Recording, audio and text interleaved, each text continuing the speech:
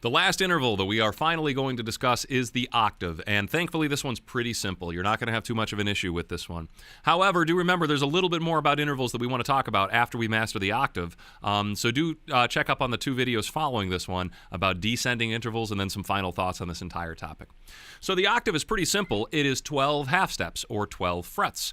On your guitar, you should, the number 12 should mean a lot to us. This 12th fret here has these 2 dots on it, and that basically indicates that you're at your next octave. So if I played like any open string, and if I play that same string on the 12th fret, I'll have the octave, all right? Those notes sound very similar. Hopefully you can hear that they're almost identical tones, all right? Here's another octave, and you can hear those are all versions of E. There's a low E, a higher E, another E, and they all sound fairly similar, right?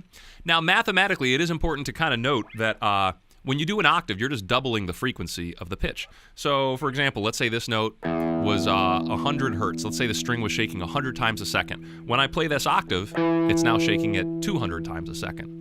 Also, the length of my string has been chopped in half, all right? So the string is this length right now when I pick it open, and when I put my first finger on, I'm literally just limiting the string to only shaking at half that length, and that is an octave. So there's just some mathematics behind your octaves there. They're just double the frequency or half the length of the string that we're playing on. But what's more practical as a guitar player to play octaves is this. I'm going to put my first finger on A, and then I will skip a string, and I'll put my ring finger 2 frets over like this, and that'll help me find the octave of my note, all right? So there's 2 A's right there, all right? I can do that same octave maneuver here on these 2 strings. If I want to find an octave on the 3rd string, what I'll have to do is instead of skipping a string and going over 2 frets, I'll go over 3 frets like this, and the same thing on the next 2 strings, all right? There's other ways to play octaves on the guitar, but I think this is good enough here for us today.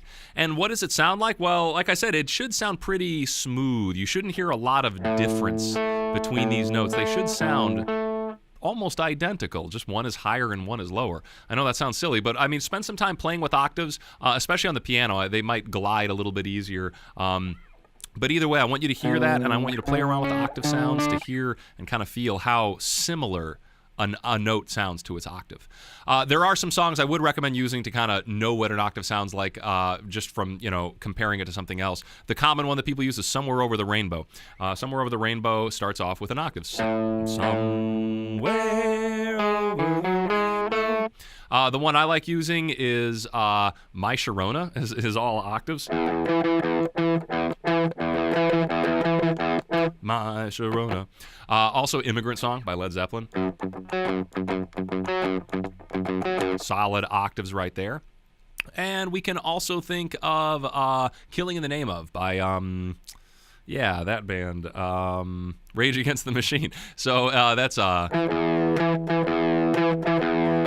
right. So that octave, pretty similar, or pretty common thing to be using in modern music. It is literally the most common interval used in the entire planet, I think. The octave is like one of the few things that almost every single system of music puts a lot of emphasis on the octave. And rightfully so. It's such an obvious choice as far as notes are concerned, to go from a note and to just double it. And it sounds so natural, all right? So that is it for all of our intervals. What I want you to do is now start practicing them in reverse. And I know that sounds crazy, but just stay tuned to the next video and you'll see it's not actually that difficult.